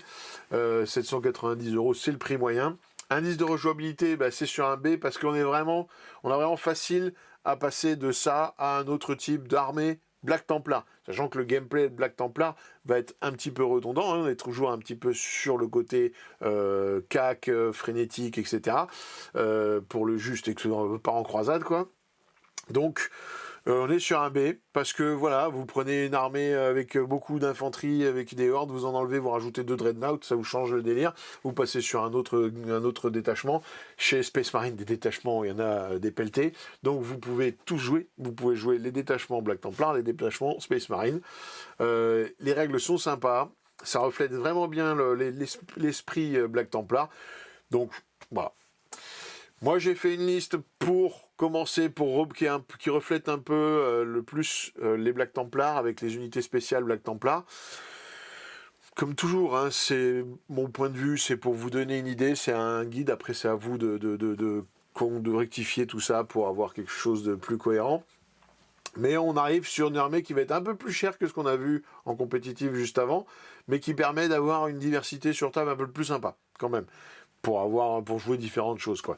Donc on est avec de répulsors, avec de l'infiltrator, il y a des sword breastplate, c'est les élites, hein, c'est les mecs qui sont vraiment classe avec plein de tabards et tout ça, et des capes et une grosse épée et tout.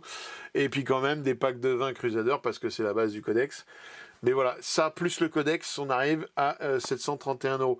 Alors le codex Black Templar ne suffit pas malheureusement à jouer l'armée là, je ne l'ai pas mis, mais il vous faut aussi le codex Space Marine. Pas le choix. Donc il faut rajouter à peu près une quarantaine d'euros quand vous passez par My Hobby Place. Mais voilà, on est sur quelque chose qui est assez accessible. Pour ça que j'ai mis une note globale de 9. Parce qu'on est sur une armée, si on commence à utiliser les boîtes de départ, les Battle Force, les trucs, ça coûte beaucoup moins cher. On n'est pas obligé de se cloisonner à jouer que du Black Templar, même si vous avez vraiment envie de jouer Black Templar avec le code couleur Black Templar, faites-vous plaisir, mais rien ne vous empêchera de mettre dedans du Space Wolf aux couleurs Black Templar, du Blood Angel aux couleurs Black Templar, et puis plus tard de dire, ben voilà, je joue des Black Templar, mais avec des unités spéciales en plus qu'il n'y a pas d'habitude, genre les gardes sanguiniens ou des choses comme ça. Rien ne vous en empêche, en fait, c'est ça l'avantage des Space Marines, donc il faut en profiter. Et c'est pour ça que j'ai mis une note 9 sur 10. C'est une armée toujours ultra suivie, je le redis encore, mais vraiment, parce que quand on commence une armée, c'est un peu la chose qu'on a peur. Hein. C'est-à-dire que si vous commencez certaines armées dont on parlera plus tard, maintenant, vous allez être vite déçus. C'est pas suivi, c'est des vieilles figurines, il n'y a pas de sortie. Vous avez un peu l'impression d'être oublié dans un coin. Parce que quand vous jouez Space Marine, vous êtes sûr d'être ultra suivi. À en faire jalouser tous les autres. Donc voilà, on est sur un 9 sur 10. On passe ensuite au Blood Angel. Le Blood Angel, c'est un chapitre aussi assez iconique hein, de Warhammer 40 000. On est sur les vampires de l'espace, en gros. Hein. C'est très axé sur le corps à corps quand même, comme gameplay, même si... et réacteurs dorsaux, c'est quand même ça leur spécialité. Même si c'est souvent soutenu par des véhicules, hein, vous avez les Predator Ball qui sont uniques au Blood Angel, vous avez ce genre de choses. Donc on a un style sur table assez sympa avec différentes unités de couleurs. Vous avez les rouges qui sont les Blood Angel normaux, les tarés on va dire, des Blood Angel qui sont la Death Company qui sont en noir, et vous avez les Golden Boy qui sont les gardes sanguiniens en doré. C'est un style sur table assez sympa, c'est une bonne nervosité dans le combat, etc. Vous êtes très rapide, plus rapide que du Black Templar en général. Black Templar, ils sont moins réacteurs dorsaux, sont plus à pied. Là, vous êtes vraiment sur de l'attaque rapide, des attaques. Vous avez même un personnage qui est sanguinore qui peut arriver directement dans un corps à corps. Enfin voilà, pour te dire, c'est très spécial. Avec leur primar qui était une sorte d'ange, hein, déjà, Sanguinus, qui peut-être reviendra. Non, je plaisante. Donc, comme pour les autres Space Marines, et vous verrez que c'est toujours un peu le même délire, on est sur un indice budgétaire de C. Si vous achetez tout, j'ai pas tout mis non plus, mais globalement, on tournera toujours à 2,50 €, sauf si vous avez un Primark qui, en général, lui, va faire complètement changer ce petit ratio en points par euro. Mais globalement, c'est ça. On est sur cet indice budgétaire. Encore une fois, c'est sans les boîtes de démarrage, etc., qui font que vous allez pouvoir baisser énormément ce prix. Là, vous avez le Blood Angel qui vont sortir avec la boîte d'Armageddon pour la V11. Donc vous aurez de quoi sortir vraiment une armée déjà beaucoup moins chère que ça. Donc ça les rend très accessibles. Et on va voir que vous avez en plus un indice de rejouabilité qui est assez sympa. On est toujours sur du C. Globalement, quand vous commencez à prendre des unités en réacteur dorsaux en Blood Angel, vous savez que vous allez les réutiliser. Et vous avez souvent un corps d'armée qui est un peu le même si ça s'est joué dans la version en plus ou moins véhiculée. Vous avez la liste en dessous qui est vraiment très infanterie, et la liste au-dessus qui est beaucoup plus portée sur les véhicules, que c'était une type d'armée qu'on voyait en début de version un peu. Donc voilà. Et globalement, on sort à 950 € l'armée compétitive, ce qui n'est pas forcément les armées les plus abordables pour commencer, hein, puisqu'il y a des redondances qui font que ça peut commencer à coûter cher. Si on suit ça, là, moi j'avais fait une liste d'armées qui est très représentative de ce qu'on trouve dans les Blood Angel, mais qui va sortir aux alentours de 846 €. Voilà. L'intérêt, c'est d'avoir un peu tous les personnages spé, d'avoir un peu toutes les unités spécialisées, et un peu des véhicules ou des choses comme ça. Même si vous n'avez pas tout, vous avez une bonne base, et à partir de ça, vous allez pouvoir vite faire différents types de gameplay d'armée, rajouter des véhicules, rajouter de l'infanterie, rajouter de l'élite, rajouter du piéton de base, etc. Voilà, Blood Angel, ça s'est joué un peu toute la version, ça a toujours été un peu compétitif, c'est un style de jeu qui est très nerveux, qui sera très valable aussi pour la V11 évidemment, avec une bonne portée, parce que vous êtes en réacteur dorsaux, donc vous bougez vite, vous allez vite chercher le cac, et vous êtes très violent au cac, les Blood Angel sont très énervés au cac, donc voilà, et avec le codex, et en passant par My Hobby Place, on tombe à 762 € une armée pour commencer. Vous pouvez avoir beaucoup moins cher encore avec de l'occasion ou avec les boîtes de démarrage, les Battle Force, etc. Donc ça reste accessible, c'est très ok. Note globale, comme pour les autres Space Marines, ça va être 9 sur 10 parce que vous n'êtes pas cloîtré forcément dans les Blood Angel, vous allez avoir des unités qui sont un peu utilisables dans d'autres codex, et vous allez pouvoir switcher même d'un codex à l'autre complètement. Codex Space Marine. Donc en fait, c'est infini. Donc c'est pour ça que c'est bien, c'est accessible, c'est ultra suivi par Game Workshop, c'est sans fin au niveau du hobby. Vous pouvez vraiment faire votre chapitre à vous et utiliser les unités spéciales de tous les codex Space Marine particuliers, hein, aucun problème. C'est juste après, vous aurez des restrictions dans les listes d'armées, hein, c'est-à-dire que si vous commencez à rentrer des unités Blood Angel, vous ne pourrez pas rentrer des unités Space Wolf. Pour le moment, c'est ça. Mais peut-être que ça évoluera. Et il fut un temps, on pouvait mixer tous les codex différents de Space Marine. Donc voilà, c'est ce côté-là qui fait qu'on a une note de 9 sur 10. Parce que accessible, au niveau du hobby, on fait ce qu'on veut. Et au niveau du gameplay, on fait ce qu'on veut. Voilà. On passe maintenant aux démons. Alors par contre, ça on va vite les passer parce que globalement, on ne sait pas trop où ça va, hein, les démons. En V10, si vous voulez supprimer le codex démon. Donc il n'y a pas de codex démon qui est sorti, d'ailleurs c'est un index, c'est que les règles elles sont que sur internet. Donc démarrer une armée démon, c'est risqué, on ne sait pas où ça va. Je pense si vraiment c'était ça que vous vouliez faire, c'est vraiment des démons que vous vouliez faire, il vaut mieux commencer à jouer un seul dieu que vous pourrez à la limite rattacher à un codex Space Marine de ce dieu. Le démon de corne par exemple, les démons de corne, vous vaut mieux les jouer avec les World Eaters que tout seul. Au moins vous êtes sûr qu'ils sont pérennes comme ça, parce que tout seul, c'est déjà dans le codex World Eater, c'est jouable, on sait que ça va le rester, il n'y a pas de problème. Mais différents dieux, on ne sait pas où ça va, s'il faut ça n'existera plus après, plus tard. Donc voilà, pour pas vous retrouver de bec dans l'eau, vaut mieux pas commencer tout de suite tous les dieux. Après, vous avez Be'lakor, qui est un peu le chaos universel des démons. Le problème, c'est pareil, c'est qu'on ne sait pas ce qui va devenir, ni s'ils vont lui faire un codex, ni s'ils vont le rattacher au codex Space Marine du chaos, etc. On ne sait pas trop. Donc pour le moment, voilà. Mettez votre envie de démon de côté, ou restreignez-la à un seul dieu que vous pouvez coupler avec des Space Marines du chaos. Si c'est Nurgle, bah, ce sera Death Guard. Si c'est Tzeentch, bah, ce sera les Thousand Sons, etc., etc. Mais méfiez-vous. On passe aux Chevaliers du Chaos. Ça, c'est une armée qui est très accessible. C'est des gros robots qu'on peut customiser dans tous les sens facilement. C'est des kits qui sont géniaux. Vous avez tout plein d'armes dedans. Vous achetez une boîte d'un gros robot, vous lui aimantez les armes et puis vous en avez 3 différents finalement. Donc ça c'est génial. Il y a les gros robots, il y a les petits robots.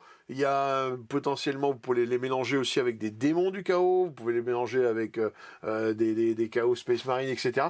Donc en fait on a un peu tout. Si vous hésitez entre ces gros robots-là ou les Imperial Knights, donc les robots Imperium, savoir que la différence, c'est vraiment que eux ont un côté très agressif, beaucoup plus violent en dégâts, et que les Imperial Knights vont être un peu plus tactiques et plus tanky que... Donc en fait, voilà, c'est ça. Mais que ce soit l'un ou l'autre, au niveau design, vous faites vraiment des trucs de fou dessus. Là, vous faites, c'est ça, c'est des grosses pièces, donc à chaque fois, ça... C'est impressionnant sur table, ça peut avoir une cinématique incroyable avec des trucs rajoutés dessus, des mecs avec des enceintes et des guitares électriques dessus, des trônes, des mecs en palais, enfin voilà, il y a tellement de choses à faire, faites-vous plaisir, ça pour le hobby c'est génial. Et on va le voir, on est sur un codex qui est vraiment pas cher, c'est très accessible. Indice budgétaire, j'ai mis A, et encore, parce que là j'ai mis les différents trucs, donc on a 2,9, on est quasiment à 3. Il y a moyen d'être encore moins cher que ça entre les Battle Force justement, et surtout le fait que la liste d'armées que vous allez faire peut faire que c'est beaucoup moins cher que ça. C'est une armée ultra accessible, par contre, qui est limitée à un type de gameplay, c'est quand même son gameplay à elle. Vous pouvez pas jouer à tout Warhammer avec ça. Vous jouez pas, vous faites pas de la horde, vous faites pas des mecs qui sont en réacteurs dorsaux, des mecs dans des transports. Voilà, c'est un gameplay IK. Voilà. Hein, on est sur les listes compétitives qu'on a vues pendant la V10. On a une liste où on voyait plein de petits, les War Dogs, hein, ce qu'on appelle. Donc plein de petits robots, 12, 14, 16 même, on a déjà vu. Voilà, j'ai pris une liste avec des petites bêtes de Nurgle, des machins que on a vu jouer qui permettaient d'être un peu plus polyvalentes. On est sur une armée qui sort qu'à 609 €. Voilà, en fait les boîtes de War Dog font partie de celles qui sont les moins chères. C'est-à-dire que je crois que c'est 70 balles la boîte. Vous avez 2 War Dogs dedans. Ça vous fait 300 points pour 70 balles. Donc vous comptez bien que c'est super rentable. On est à plus de 4 points par euro dépensé. Donc ça fait que c'est vraiment pas cher. Ensuite vous avez, et là encore c'est pas le moins cher, hein. Ensuite, vous avez la version des spoilers qu'on a vu beaucoup jouer aussi en compétitif, voire avec un Knight en plus Lancer. Donc voilà, on est en moyenne à 700 € l'armée, compétitive, ça peut être moins cher. Indice de rejouabilité, on est sur un A. Pourquoi c'est un A? Parce que une boîte, en aimantant les armes, vous avez 4 modèles différents, je ne sais plus exactement. Vous avez la possibilité donc de changer, de faire peut-être une armée avec full cac, après une armée full tir, etc. On reste, attention, dans le gameplay Imperial Knight, ou enfin RK, Chaos Knight, mais on est sur voilà, dès que vous investissez dans un truc, vous allez vous faire plaisir. Pareil dans les alliés, c'est-à-dire que vous allez acheter, vous avez envie de rentrer des petits Nurglings parce que ça vous fait délirer, ben voilà, c'est facile. Vous avez envie de rentrer un démon à côté, un démon majeur, un truc comme ça, c'est possible aussi. Donc on fait un peu ce qu'on veut et on peut progresser sur ce gameplay facilement. Donc ça fait une partie des armées les plus porte d'entrée un peu de Warhammer 40 000 pour ces raisons-là. Moi j'ai fait une liste qui parle qui va vous sortir des gros, des petits, d'avoir un peu de tout et que sur table vous vous régaliez et au tir et au corps à corps. On sort à 650 €, c'est pas forcément le moins cher, hein. Je ne mets pas la liste la moins chère, hein. Je vous mets une liste qui va vous donner une bonne base de départ. Par contre, voilà, avec ça, vous avez du gros, du moyen, du Lancer, plus des War Dogs. Vous aurez vite fait de jouer un peu ce que vous voulez. Rajouter un gros si vous voulez jouer que des gros. Vous rajoutez 2 boîtes de petits et puis vous jouez masse petit. Donc voilà. Et avec le prix My Hobby Place et le codex en plus, on tombe à 595 €. C'est vraiment pas cher du tout pour commencer à jouer à Warhammer 40 000. Ça fait partie des armées les moins chères du jeu. Et puis en niveau hobby, vous avez vite fait de vous faire plaisir. J'ai mis que 7 en note globale par rapport au gameplay. C'est-à-dire que c'est pas avec l'armée des Chaos Knight que vous allez jouer à tout Warhammer 40 000. Et c'est un peu la seule raison pourquoi j'ai mis 7 et pas 10, hein, parce que sinon c'est une super porte d'entrée au jeu. Ça n'empêche pas que moi j'ai des amis qui jouent que ça, parce qu'ils se régalent de ça, ils se régalent du gameplay de ça, et que ça leur va très bien pour jouer à Warhammer 40 000. C'est comme ça qu'ils kiffent. Donc c'est pas si grave de pas jouer à tout Warhammer 40 000. Mais par contre, voilà, si on a envie de découvrir un peu tout le jeu, si on a votre vie après de pouvoir changer de choses, on ne s'arrêtera pas qu'à cette armée. Donc elle est pas chère, oui, mais souvent on prend une autre armée à côté. Donc du coup ça redevient encore plus cher, quoi. Donc voilà, c'est pour ça que je mets que 7. Mais c'est en port d'entrée excellent, facile. La prise en main sur table est permissive, donc quand même, si vous jouez en milieu amical, c'est assez facile à prendre en main, c'est assez facile d'avoir des résultats. Ça peut même être peut-être un peu frustrant pour vos adversaires débutants au début, parce que c'est pas évident de tuer des gros trucs. Mais bon voilà, ça s'équilibre, ça s'apprend et puis ça s'organise. En tout cas, vous en tant que joueur, si vous débutez avec ça, voilà, ça peut vous apprendre déjà plein de choses. On passe à un des plus gros piliers de Warhammer 40 000, les Chaos Space Marine. Alors là, vous mettez un doigt, vous perdez le bras. Ça part très vite. Ça, c'est l'armée infinie. C'est l'armée, vous la commencez là en 2026, vous ne l'aurez pas terminée en 2046. C'est infini. On a de tout. On a du Space Marine, on a du possédé, donc avec des mutations, des choses qui sont vraiment très chaotiques.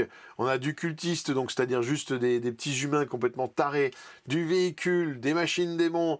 On a des renégats aussi qui sont un peu les pirates, donc c'est pas vraiment des marines, comment dire, qui sont en train de prier un dieu à fond. Non, non, ils ont arrêté de suivre l'empereur juste.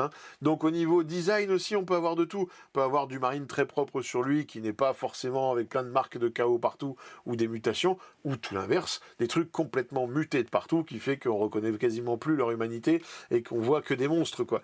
Donc c'est infini au niveau hobby, on fait ce qu'on veut. Et c'est un peu ça qui fait qu'en fait on n'en finit jamais parce qu'on se régale. Là vous voulez jouer à tout Warhammer 40 000 et jamais vous arrêter et pouvoir changer tout le temps. Ben voilà, Chaos Space Marine, vous allez pouvoir jouer du tir, vous allez pouvoir jouer de la horde, vous allez pouvoir jouer de l'élite, vous allez pouvoir jouer du corps à corps, vous allez pouvoir jouer des véhicules, des monstres, des démons, des gros machins parce que vous avez aussi le Lord of Skull qui est parmi les plus gros titans du jeu. Donc vous avez des personnages iconiques, Huron, Abaddon, etc. Bon voilà. C'est vraiment ultra complet. Pour moi, c'est même presque plus complet que les Space Marines, alors que pourtant, les Space Marines, il y a du boulot. Donc voilà, c'est un truc qui est génial. Et en plus, vous pouvez avoir en potentiel allié d'autres DCK, par exemple, donc rajouter des gros robots, etc. Si vous avez un budget illimité, faites attention. Parce que vous pouvez y passer un nombre de thunes illimité là-dedans. On retrouve en indice budgétaire un peu le même que tous les Space Marines. Et c'est normal. C'est tout ce qui est un peu Astartes, tout ce qui est un peu Space Marine. On va être sur le côté un peu médian du coût en euros des armées. Tout n'y est pas, là, évidemment, parce qu'il y a trop de trucs. Mais ça donne déjà une idée. Globalement, c'est ça qu'il faut retenir, c'est que l'indice 2,3 points par euro, c'est à peu près le même que celui des Space Marines habituels. Et vous allez pouvoir réduire ce coût avec les Battle Force, avec tout ça, etc. Donc on est sur un indice budgétaire médian. Sur l'indice de rejouabilité, par contre, c'est le problème du fait que c'est une gamme infinie, avec des gameplays infinis, qui fait que si vous changez de gameplay, faut tout racheter. Mais c'est un peu dur. Je vais vous dire quand même le truc, c'est que là je vous ai mis deux types d'armées qu'on voit là en compétition. L'armée avec Huron, du Defiler, un côté un peu élite avec un peu de transport, etc. Et l'armée avec du cultiste partout, énormément de gros packs, etc. Donc là évidemment de l'une à l'autre faut tout racheter. Mais sachez que si vous restez petit à petit sur les gameplays que vous dégradez votre gameplay d'un gameplay full CAG, vous partez vers un gameplay tir, mais petit à petit, ça se fait à coup de 1-2 boîtes de temps en temps, par-ci par-là. Ça marche aussi, c'est pas à chaque fois que vous allez changer de liste, faut tout racheter. J'exagère un peu. Quand vous commencez à avoir Huron, des raids corsaires avec lui, des Noise Marine, tout ça, vous pouvez évoluer après, rajouter même un autre perso, Fabius Bill, etc., pour rajouter des possédés derrière. Donc ça peut se faire tranquillement. Le truc, c'est que c'est infini. Et que quand on veut vraiment changer drastiquement de gameplay, là oui, il faut tout racheter. Voilà, donc c'est ça le problème. En moyenne, on est sur 950 €, une armée qui est compétitive. C'est un peu plus cher que ce qu'on a chez les Space Marines, mais parce qu'on a des entrées récentes aussi qui coûtent très cher. Le Defiler, mine de rien, il coûte quand même assez cher. En rapport point par euro. Toujours quand je dis cher, c'est ça. C'est par rapport à ça que je parle. Moi, je vais proposer une liste un peu chaos universel avec Abaddon. Vous avez du légionnaire, du thermi, des possédés. Vous avez un peu tout type de ce qu'on trouve dans le chaos en général, avec un Forge Fiend, un Venom Crawler, etc. Mais par contre, c'est pas très compétitif, mais ça vous permet déjà de jouer au jeu, de vous faire plaisir, d'avoir du CAC, d'avoir du tir, etc. Et de pouvoir évoluer vers un peu tout ce que vous voulez derrière. Vous avez des unités qui sont réutilisables facilement. Donc, c'est une bonne base de départ. Et là, quand on regarde, on est à 650 balles. C'est que dalle. Et on a une armée de 2000 points.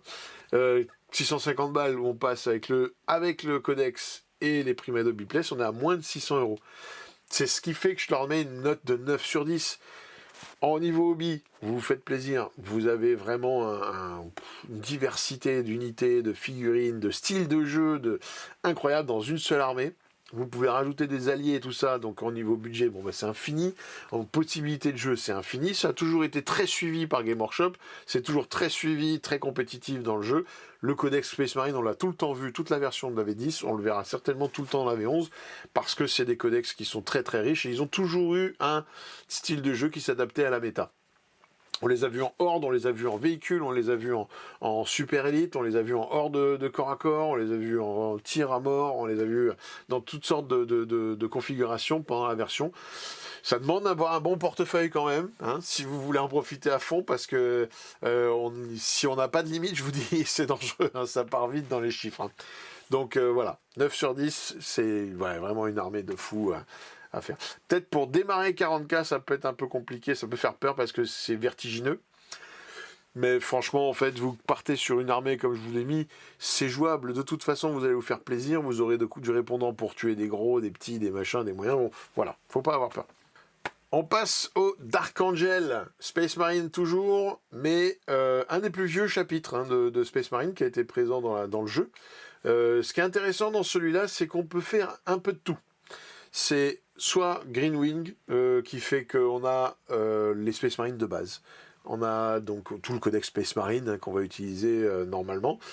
On a le côté Deathwing, qui est tout ce qui est Terminator, avec des Terminators spéciaux au Dark Angel, avec du Land Raider, des trucs, vraiment tout ce qui est très bulky.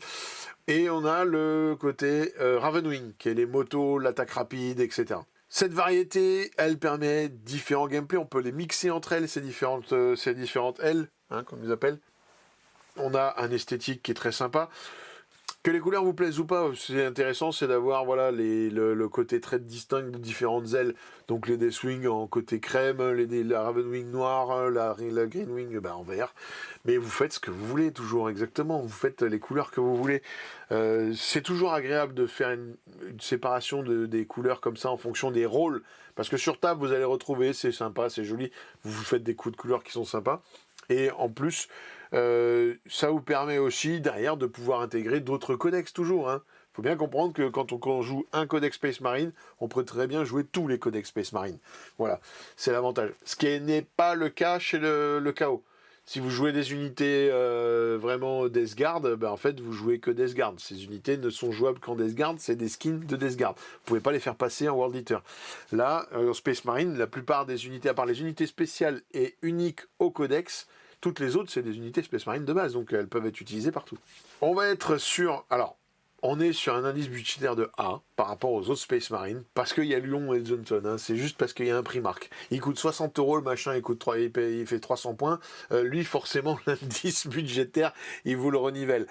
Bon, je l'ai mis quand même pour représenter le fait que vous voulez démarrer en Space Marine, vous démarrez avec un chapitre qui a un prix marque, et mine de rien, ça vous coûtera beaucoup moins cher, et en plus vous aurez une figurine iconique sur table qui va être très sympa.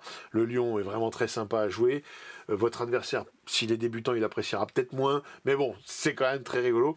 En général, voilà, c'est les différents personnages spéciaux qu'on a. Les unités spéciales aussi, encore je ne dis pas tout mis, c'est vraiment pour être le plus représentatif possible.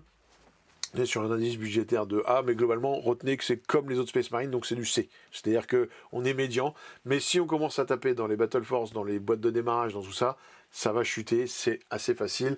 Vous en retrouvez encore plein en occasion, donc vraiment, c'est assez facile de monter une armée Space Marine à pas cher.